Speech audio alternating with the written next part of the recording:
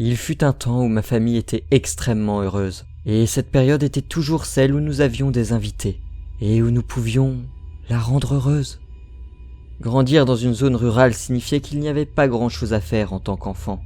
Faire des corvées pour la mère, aider mon père à réparer sa voiture, et essayer de l'apaiser.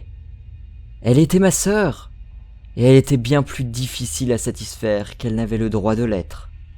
On aurait pu penser qu'avec le peu de contribution qu'elle apportait à la famille, du fait qu'elle restait assise dans le grenier toute la journée, fixant la même fenêtre poussiéreuse face au soleil, elle serait un peu plus prévenante, étant donné la difficulté à satisfaire ses exigences alimentaires.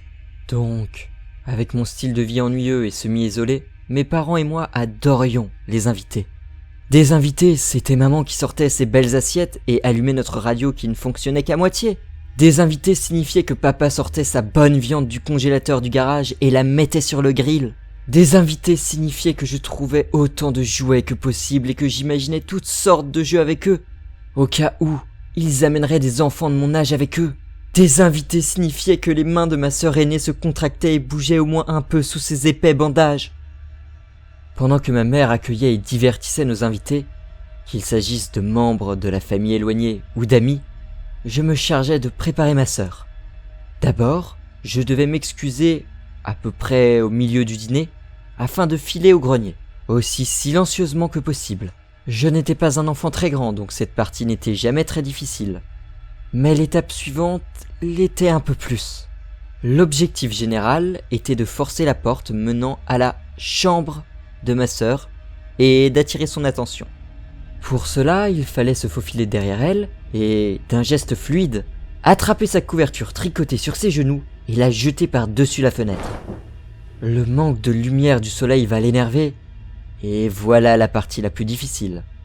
Courir hors du grenier et descendre les escaliers avec elle sur mes talons, en hurlant avec sa voix horriblement rauque.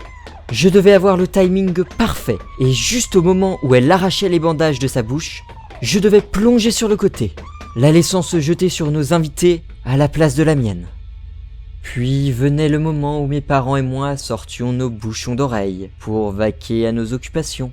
Ils n'étaient pas d'une qualité suffisante pour bloquer tous les cris, mais ils faisaient assez bien l'affaire.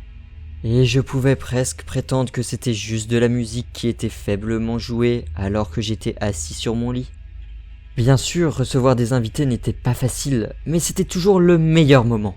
Maman et papa étaient tellement heureux d'avoir de la compagnie.